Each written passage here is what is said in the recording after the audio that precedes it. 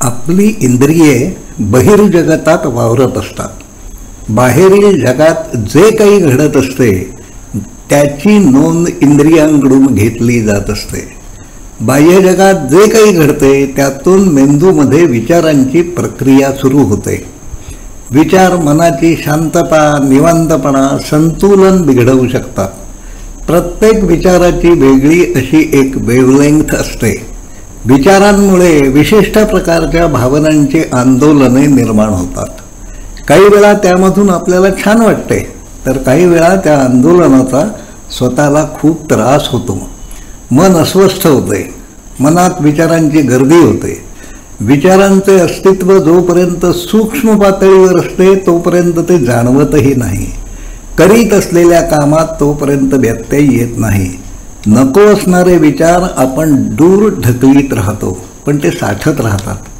साठलेल्या विचारांचा परिणाम शरीरातील ऊर्जेवर होत राहतो. त्यातूनच पुढे अस्वस्थ करणाऱ्या भावना निर्माण होत जातात. उदाहरणार्थ मत्सर, हेवा, असूयेचे विचार मनात येणे. आपल्या स्वतःच्याही मते मत्सराची भावना चांगली नसते. त्यामुळे त्याबाबतचे विचार मनात आपणही मनात दडपीत असतो. ज्या विचारांना समाज मान्यता नसते असे विचार उघडपणे व्यक्त केले जात नाहीत. मनात ते दडपून ठेवण्यामधून ऊर्जेवरील ताण वाढत जातो. व्यक्त न केलेल्या भावनांमधून ऊर्जेचा एक गोठलेला ठोकळा तयार होऊ लागतो. असे बरेच छोटे मोठे ऊर्जेचे ठोकळे मनात साचून राहत असतात. यापैकी काही ठोकळे आपोआप वितळून नाहीसे होतात, पण ऊर्जेचे असे काही गठ्ठे बराच काळ शिल्लक राहतात, वाढत जातात. कोठत जाणारी ही ऊर्जा पुढे शरीराच्या कामात अडथळे आणू लागते. यातून आजारांची सुरुवात होते. शरीरावर याचे परिणाम होत राहतात. दुखणी येतात.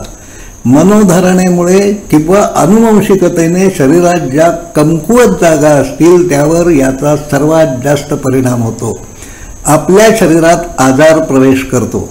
चुकीच्या समजुती आणि मनात दाबून ठेवलेल्या विचारांचे ठोकळे यामधून आजारांसाठीची दारे उघडली जातात. सर्दीपासून कॅन्सर, जीवाणू, विषाणूंपासून होणारे सारे आजार हे मानसिक तणावातून उद्भवत असतात.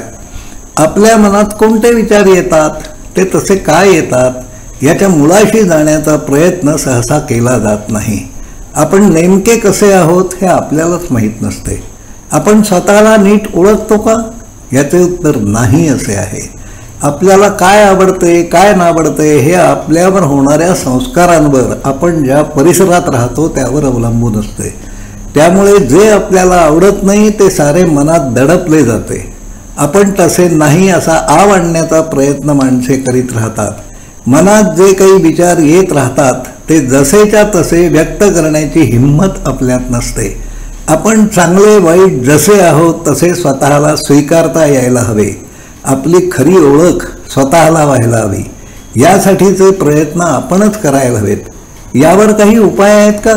होय, आहेत.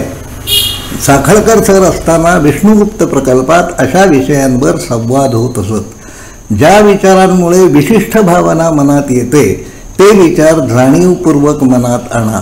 मनाच्या अवकाशात जाणीवपूर्वक कोणताही विचार आणण्याचे स्वातंत्र्य प्रत्येकाला आहे. कोणती कळ दाबल्या कारणाने हे विचार मनात येत असतात हे आठवण्याचा प्रयत्न करा. यासाठी मनाकडे चिकित्सकपणे पाहावे लागेल. आपल्यालाच आपला सायकियाट्रिस्ट व्हावे लागेल. उदाहरणार्थ संताप कशामुळे येतो ते विचार मनात आणण्याचा खेळ, भावनेमागचा विचार आणि विचारामागचा ट्रिगर शोधण्याचा हा खेळ तुम्हालाही आवडेल असे मानतो. धन्यवाद.